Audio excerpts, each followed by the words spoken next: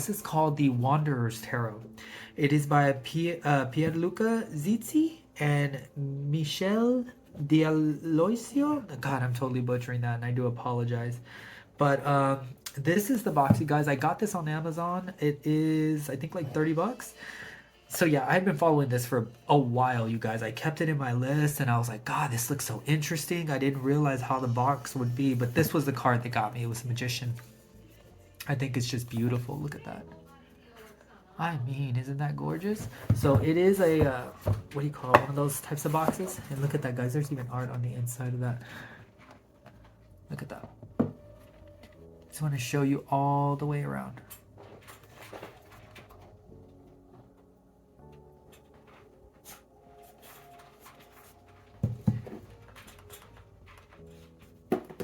And I apologize, you guys. If y'all hear music in the back, it usually calms the kids, but right now they might be eating, so you may hear my doggies eating in the back. But this is sort of like the box all around, and it does come with a guidebook. And let's check the inside. I do believe, oh yeah, and this is it. So this is the Wanderer's Tarot. I'm going to go ahead and just kind of do an unboxing real quick and just show you guys what it is. I mean, I really, this right here, this card alone did it for me. So, let's see. Alright, cardstock in particular, very not too good. I mean, honestly, I feel like if I bent that, it wouldn't go back into place, which sucks, but it's always the art for me. It's what sorts of feelings do these cards convey when I look at them. So, right off the bat, this is a very beautiful, colorful deck. The card size is similar. Let's see, I'm trying to see something that I can kind of compare this to. This is another Amazon deck. I can't remember, the Spiritual Path Tarot or the Enlightened Path Tarot, something like that. I'd say these are about, they're just about the same size, you guys. So look, I'm just going to give you a quick example. Yeah, I can't remember what the name of this deck was. But yeah, I think you guys have seen this. I know most of you have that deck already. But it's similar in size to that. This is definitely not a matte deck. It is a shiny deck. But, yeah, it's a borderless deck. Now let's read a little bit about what this is and the reason behind it. Let's see what they have to say. The world is a book, and those who don't travel read only one page. Traveling is never just a time between one place and another. Traveling is always an experience engaging the mind, body, and soul. The deck of the Wanderer of Consciousness invites you to travel not only for a change of location, but also and above all to change your life and abandon all that is familiar for the marvelous unknown. In this deck and the words you are reading, you will often be invited to go beyond your ordinary consciousness and be prompted to change location. So here is the Fool. And they do the female version as well. So this would be the Psychonaut. God, that's such a beautiful card. I love that. And then we've got the Magician, which this is quite lovely. I mean, look at the art and that symbol. And then you've got the Shaman. So see, you get your choice in some of the cards, which I think that's wonderful. You've got the High Priestess. Oh my God, so it wasn't even the Magician, it was the High Priestess. Ha! I don't know why I thought that was the Magician. I wonder if I actually read that on the side or if I had it wrong the whole time. Anyways, so this is the High Priestess that I was in love with. The art on this card, I think it is so beautiful. There is the Empress. So as you guys can see, the art is beautiful. It really is. Very colorful. Here is the Emperor. Here is the Hierophant. The Hierophant. Sorry, that's my doggies crawling on the couches. And there they go. The Lovers, which this was another one that I absolutely love. Look at that, guys. Isn't that stunning? Here is the Chariot, which I appreciate that it's a little bit more indicative of the time period, but a little bit more modern as far as the way that some of the other cards are looking. I like that it hints at a little bit more modern while also being a little bit more Rider Waite too. We've got Strength. Oh, that's cool. It's like the monster in the closet, you know? It's like Little Red Riding Hood doesn't know the wolf is near. It's really, really cool. I like that. The Hermit. Beautiful. Oh, look at the star, the way it shines. That pink light, that pink and lavender, purple, orange light. It's gorgeous. Absolutely gorgeous art. The Wheel of Fortune, which they call in this deck the Wheel. Isn't that beautiful, you guys? I'm seeing this with you for the first time, and wow, there's just, it's different. I love this. I absolutely love this. And here we have the others.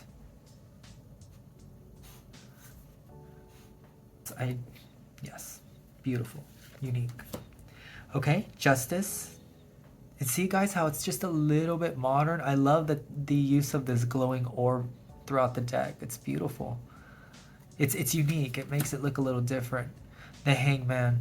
And look at that, guys. So that orb of light is coming from his mind, and it's just like releasing and it's growing, which, again, another way to look at the Hangman. Guys, behave yourselves. Death.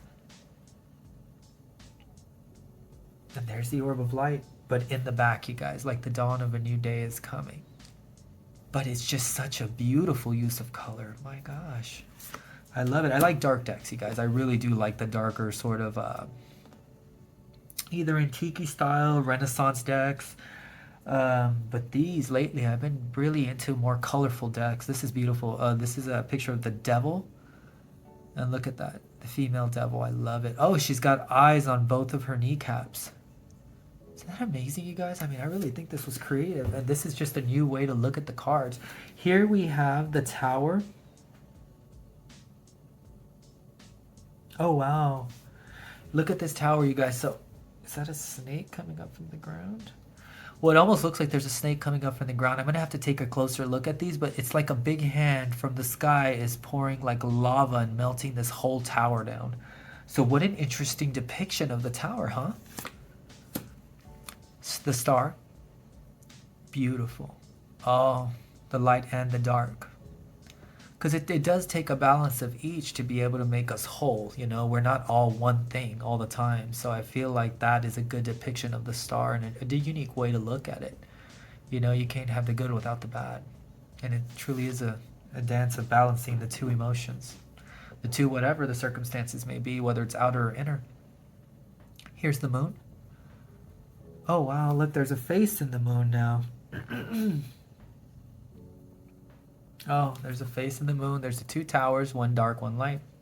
Just say it. The sun. Beautiful. Judgment. Wow. Oh, wow, look at that. Sorry, guys, it's my first time looking at these, so I kind of want to be able to explain it to you a little bit while also showing you the cards. Here's the world. And I probably shouldn't be showing that, but we'll go like that. Here's the world. It's beautiful, you guys. This is a true completion in this card. It looks like harmony and peace and being whole and being complete and completely confident in who you are and the decisions you've made. It's a beautiful depiction. Okay, here is the Ace of Cups. There's just so much. Two of Cups.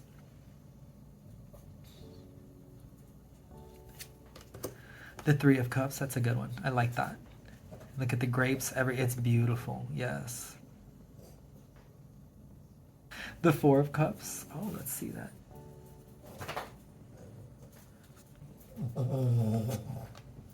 The Five of Cups. Interesting Five of Cups. I'm gonna have to look at that a lot more later on. I like that the sky changed in this. See, if you look at the sky is very bright in all the other depictions, but the fives, look at that. It's very gloomy. Interesting. Completely changes the emotion that it's conveying. The Six of Cups. Beautiful. Seven of Cups. Oh, I like that. She's being handed many different cups. Ooh, I ought to probably cover that. She's being handed many different cups. Look at that. It's like everybody's in her face, like, choose one, choose one. And she's like, wait, I'm just trying to put my breast away.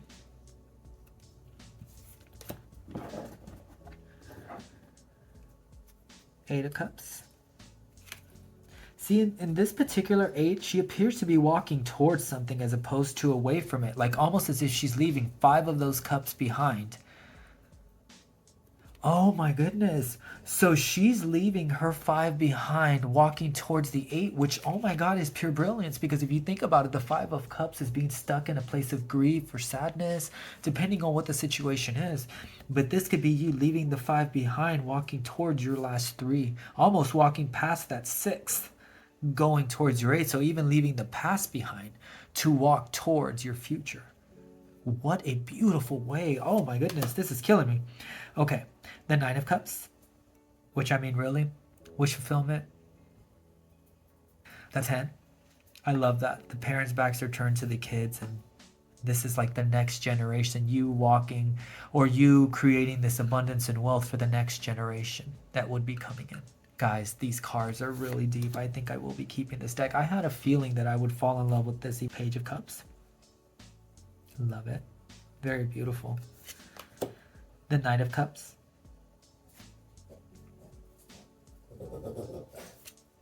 Sorry, it's my doggy snorting. Queen of Cups.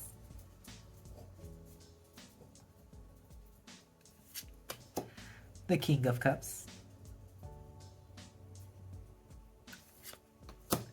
Here is the Pentacle suit. Now here's the Ace of Pentacles. Again, a very beautiful depiction. This kind of reminds me of another deck that I have from Life and Spirit team. I can't remember what it's called. Beautiful. Ace of Pentacles. The Two of Pentacles. Ooh, very nice. It's almost like a magician trying to balance everything. Or a juggler, entertaining. Interesting, beautiful use of colors too. Again, a very gloomy background. I guess it depends on the situation and the way you look at it. So here's the Three of Pentacles. So needing to work with other folks, needing to open yourself up to multiple points of view. Yeah, look at that. I mean, it's depicted perfectly here. So again, there's a difference in the way that certain decks roll. Some will do these suits just simple with the coins or whatever. It doesn't really give you enough room for interpretation. The Four of Pentacles, that, I mean, it's right there in your face, you know, hanging on too tightly to something. Grounded in reality, whether it be money, a job, an idea. Five of Pentacles, let's see that. Very nice. Very nice. Open to interpretation, absolutely. The Six of Pentacles.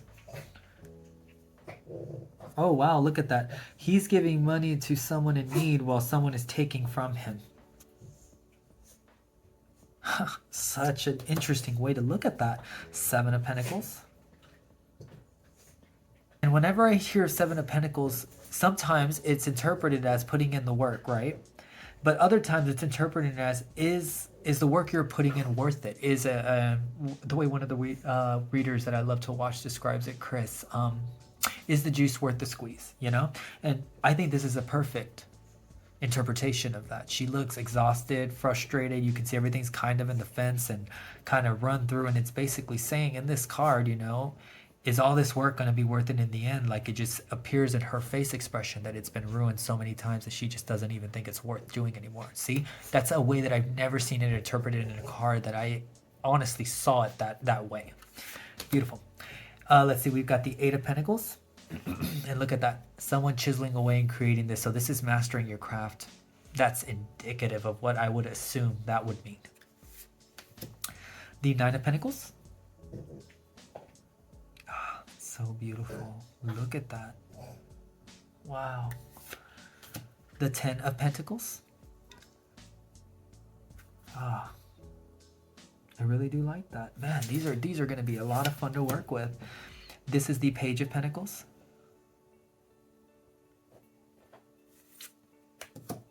The Knight of Pentacles.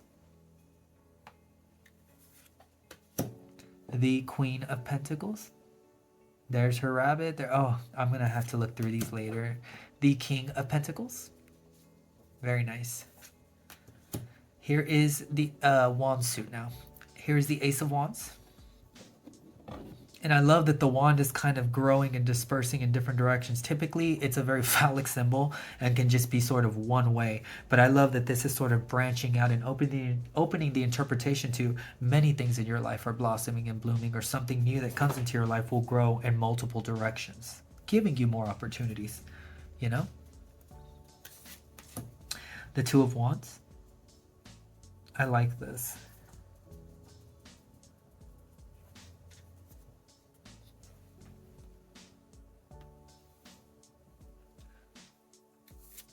The Three of Wands. Oh wow, look at that. It's almost like he's got a package in his hand that he wants to get across, but something's keeping him, like waiting to send something out or waiting for something to come in. I don't know. This is an interesting, different point of view though for the Three of Wands. To look at that more. The Four of Wands, very nice. Look at that. The Four of Wands. The Five of Wands.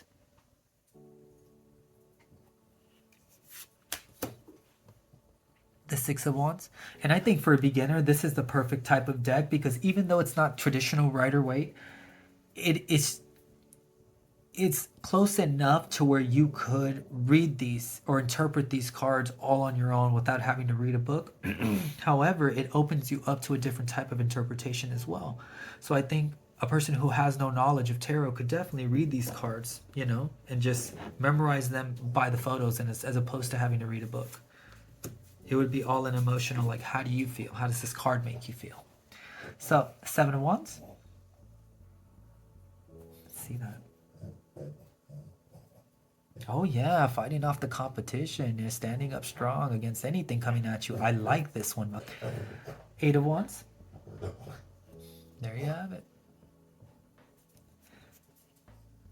It's like going from a boy to a man, you know, or something in this card. I don't know. It's crazy. Or like something coming in so quickly. And look at that. It's clovers. This is so beautiful. Or spades. I'm sorry. What does that mean? I love this. It's just so much easier to read these cards, and it's opening me up immediately. The Nine of Wands. Oh yeah. I mean, look at that. All in peace and love, but standing your ground. Having had enough.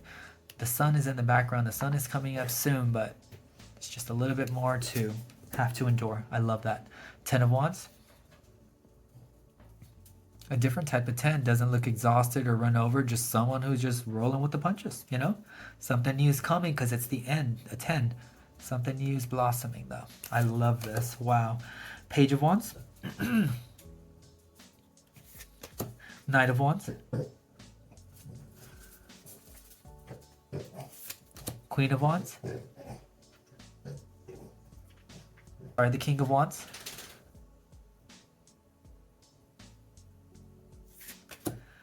All right, now the sword suit. Here is the Ace of Swords. The Two of Swords. Beautiful. This. Wow. It almost glows. It's so beautiful. The Three of Swords. Traditional Three of Swords, but still quite beautiful. I love the way the light's piercing through, like the light of a new day, you know. After you're done letting this pain go, once you've moved through it, there is light at the end of that tunnel. It's gorgeous. Four of Swords.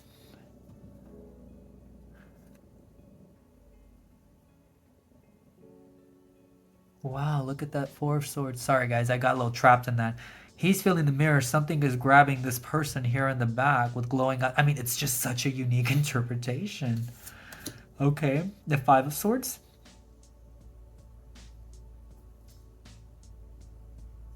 Wow, Five of Swords. Six of Swords. I mean, look at that, guys. Again, a very somber card. You know, it's like there are better days ahead, but it's very somber back here and dark and almost otherworldly. The Seven of Swords. Oh, wow.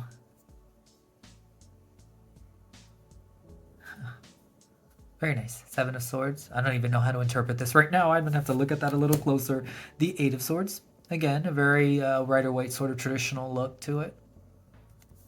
But this person in particular is finally clearing themselves from the negative or, you know, The thoughts that impede us, that make us feel not enough, smaller than, not equal to. She's cutting herself free in this card, where in the traditional Rider-Waite, she's stuck in her thoughts and doesn't know how to release herself, or can release herself but refuses to. Here's the Nine of Swords. I like this depiction. This is very walking a fine line to almost get the approval of other people, or try to be something that you think other people would want, and you're just so exhausted from walking that nightmare. I love this card. The Ten of Swords. Wow. It's a very dark interpretation. The Page of Swords.